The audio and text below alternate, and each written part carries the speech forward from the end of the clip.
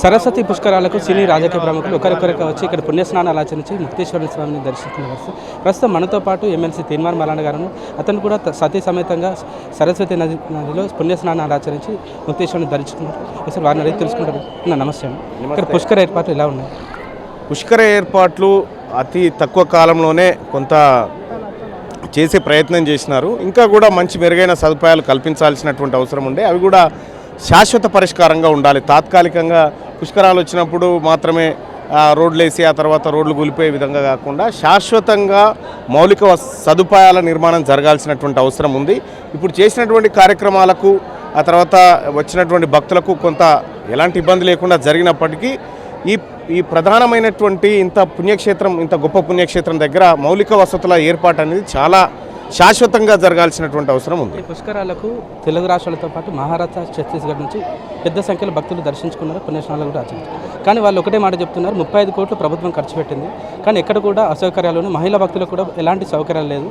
పూర్తి ఎండ నేపథ్యంలో కూడా మాకు ఎండ కాస్తుంది, చాలా ఇబ్బందులు ఎదుర్కొన్నామని చెప్పి మాతో కూడా చాలా మంది చెప్పిన పరిస్థితి. ఏ విధంగా చూడండి, ఎండాకాలంలో ఎండ కొట్టకపోతే ఏం చేస్తుంది?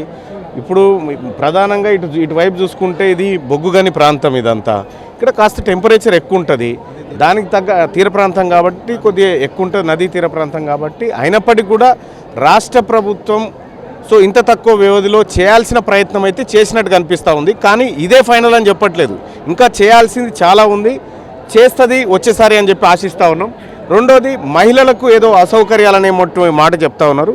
అవి నా దృష్టికి రాలేదు. నేను ఒక 2-3 మహిళలతో కూడా మాట్లాడడం జరిగింది. మాట్లాడినాం కానీ అవి మా దృష్టికి అయితే రాలేదు. ఒకవేళ అట్లాంటిది ఏమైనా వస్తే మీరు మాకు పంపించండి, నేను కూడా అది రిపోర్ట్ చేస్తాను. ఆంధ్రప్రదేశ్ నుంచి కూడా చాలా పెద్ద సంఖ్యలో మహిళలు వచ్చారు, మమ్మల్ని పిలిచి కూడా మాకు చాలా ఇబ్బందులు ఎదుర్కొన్నారు. అసలు ప్రభుత్వం దృష్టికి తీసుకెళ్లాలని చెప్పి వాళ్ళు కూడా చెప్పినమాట. అంతేకాకుండా ట్రాఫిక్లో కూడా గంటల తరబడి వేచి చూడాల్సి ఉంటుంది. ఏ విధంగా ట్రాఫిక్ విషయంలో కొంత సండే కావడము, వాహనాల రద్దీ పెరగడము కొంత సహజంగానే. నేను కూడా ట్రాఫిక్లోనే ఉన్నా, ఎందుకంటే నేను ఒక గంట పాటు ట్రాఫిక్లోనే ఉండడం జరిగింది. ఏదేమైనప్పటికీ కూడా భక్తుల సంఖ్య పెరిగింది. ఇక్కడ ఉన్నటువంటి సౌకర్యాలకు, ఇక్కడ ఉన్నటువంటి రోడ్లకు, ఇదంతా అటవీ ప్రాంతం. ఈ రోడ్ల విస్తరణ, ఈ కార్యక్రమాలు చేపట్టాల్సి వచ్చినప్పుడు అనేకమైనటువంటి సమస్యలు ఉంటాయి. ఉన్నప్పటికీ కూడా ఇంకా కొంత మెరుగుపడాల్సినటువంటి అవసరం ఉంది. ఇది ఒక పుణ్య కార్యక్రమం కాబట్టి ఈ సందర్భంగా రాజకీయాలకు కానీ లేకపోతే ఇంకో అంశాలను కానీ ముడిపెట్టకుండా ఈ పుణ్యకార్యంగా చూసి దీన్ని అందరం కలిసి భక్తి శ్రద్ధలతో జరుపుకోవాలని కోరుకుంటా ఉన్నాం. మాతో పాటు BC political JAC coordination committee chairman Harishankar Goud గారు వచ్చారు. నేను ఉదయం నుంచి కూడా తిరుగుతూ ఉన్నాం. ఇటు ఓదేల్ గారు వచ్చారు. అందరం కూడా తిరుగుతూ ఉన్నాం. ఎక్కడ కూడా పెద్దగా ఏదో లోపం అయింది, ఏదో ఇబ్బంది అయింది అనేటువంటి మాట చెప్పట్లేదు. కానీ ఒక్కరు మాత్రం ఏమన్నారంటే, మీరు వచ్చిన తర్వాత కొంత కనిపిస్తుందన్న పోలీసు వాళ్ళు లాపరవగా వదిలేసిరు అనేటువంటి మాట చెప్పారు. అటువంటి ఏమన్నా చిన్న పొరపాట్లు ఉంటే పోలీసులు అన్నారు కాబట్టి ఒక మాట చెప్తాను. పోలీసులు కూడా సామాన్య భక్తులను చాలా ఇబ్బందులకు గురి చేసింది. కేవలం వీఐపీల సేవలను వాళ్ళు తరిస్తున్నారని సామాన్య భక్తులు ఆరోపిస్తున్నారు. ఏ విధంగా చూడండి, అట్లాంటిది ఏమైనా ఉంటే దాన్ని సరి చేసుకోవాల్సినటువంటి అవసరం ఉంది. ఇక్కడ ప్రతి భక్తుడు వీఐపీయే, ఇక్కడికి వచ్చే ప్రతి భక్తుడు వీఐపీయే. తీన్మార్ మల్లన్ననో, ఎమ్మెల్సో, మేము, మా చైర్మన్ గారో, మా వీళ్ళో కాదు, ప్రతి భక్తుడు వీఐపీ కాబట్టి అందరికీ అదే స్థాయిలో. నిజంగా వాస్తవానికి చెప్పాలంటే మమ్మల్ని షార్ట్ కట్లో తీసుకపోతే మాకు పుణ్యం రాదు. మేము పోవాల్సిందే, ఆ కట్లో పోవాల్సిందే, ఒరిజినల్ కట్లో పోవాల్సిందే. కాబట్టి వాళ్ళకే ఎక్కువ పుణ్యం దొరుకుతుంది, మాకు తక్కువ దొరుకుతుంది. ఇక్కడ ఓవరాల్గా గత పుష్కరాలకు ఈ పుష్కరాలకు మీ తేడా ఏం గమనించింది?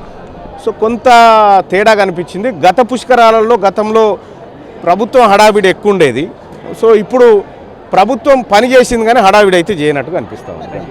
గత పుష్కరాలతో ప్రభుత్వం పూర్తిగా హడావిడి చేసింది, ఈ ప్రభుత్వం మాత్రం పని చేసి చూపించింది. కొన్ని లోపాలు ఉన్నమాట వాస్తవమే, కానీ వాటిని పూర్తిగా భూతద్దంలో పెట్టి చూడాల్సినంత అవసరం మాత్రం లేదు. తక్కువ టైంలో వీలైనంత ఎక్కువ మొత్తంలో ప్రభుత్వం పనిచేసింది, మెరుగైన సౌకర్యాలు ప్రజల కోసం కల్పించింది. కానీ కొన్ని చిన్న చిన్న లోపాలు ఉన్నమాట వాస్తవమే. ట్రాఫిక్లో చాలామంది ఇబ్బందులు ఎదుర్కొన్నారు, నేను కూడా దానికి ఇబ్బందులు ఎదుర్కొన్నమాట వాస్తవమే. కానీ ఇట్లాంటి చిన్న ఏర్పాటు సహజం. ఎంతమంది లక్షల మంది భక్తులు వస్తున్న తరుణంలో ఎంత కామన్ అని చెప్పి మల్లన్న గారు కూడా చెప్తున్న పరిస్థితి. భిక్షపత్తు రాము, మెగనంటి.